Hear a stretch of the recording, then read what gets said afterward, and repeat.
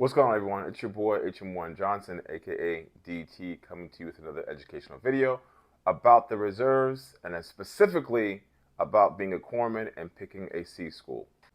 So, what is a C school? What do you know about a C school? So, when you join the military, you go to MEPS. Hey, I'm sorry, take it back. Talk to your recruiter. You go to MEPS, make sure you're medically squared away, make sure you're good to go. Then you pick a date to ship out to go to boot camp, and then you pick your job, which is your rating. As myself, I'm a corpsman, HM1, so I'm an E6.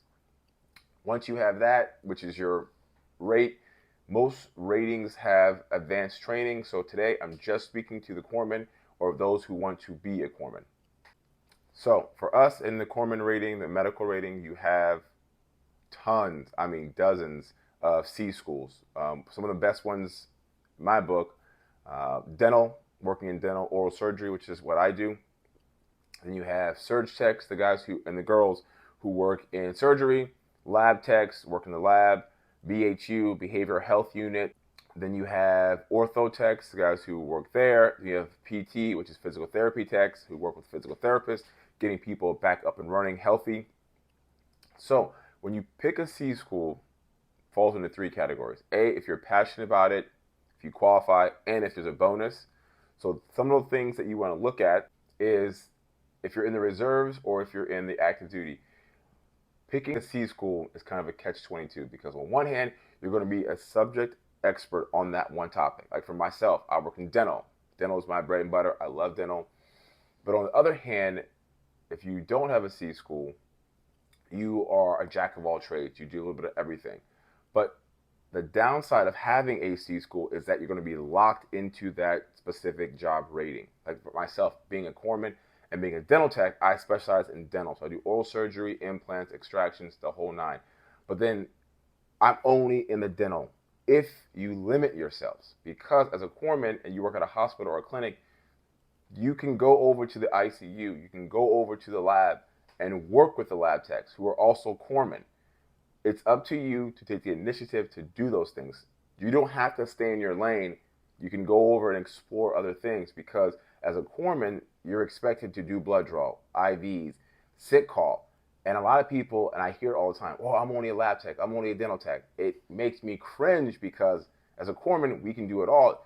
You just haven't done it in a long time because you've been specifically doing that one track. For myself, it's dental, it could be physical therapy, it could be lab tech. That's what you're doing, but you still have all these other things to do. And it's up to you to be able to ask questions, seek the trainings that you haven't done in a while. Because as a dental, I try to get my guys over to do blood draw at least once a week. It's not part of our day to day, but you're still required to do that for the advancement. And if they're short-handed or short-staffed in the lab, they could always call and say, hey, there's more people in dental. Let's grab one of the corpsmen and bring them over.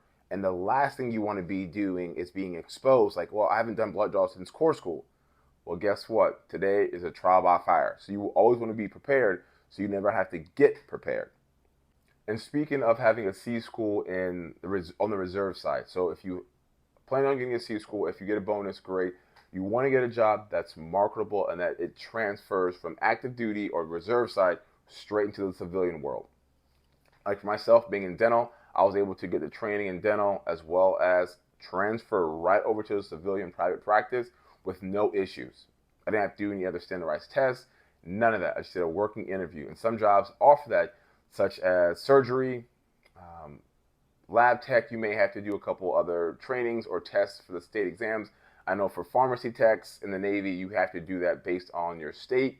So little things like that to know will help you. That way you can make good money in the civilian side with the skills the Navy has already trained you to do. So you put that together, that's where the magic happens. So just want to circle back to the beginning. If you do pick a C school, pick something you're passionate about, willing to learn. And if you get a bonus, that's a perk, but get something that you're passionate about, but also knowing that at times it may feel like you're limited to one scope because you become a subject expert in that field, but that does not limit you from doing other things that other corpsmen can do. Working on the ward, ICU, because when you do things like that, it helps you on your advancement exam as well as your brag sheet because you're not just staying in your lane, you're being able to explore other avenues and focus on what it is to be a corpsman, not just, oh, I'm a physical therapy tech, I'm a lab tech.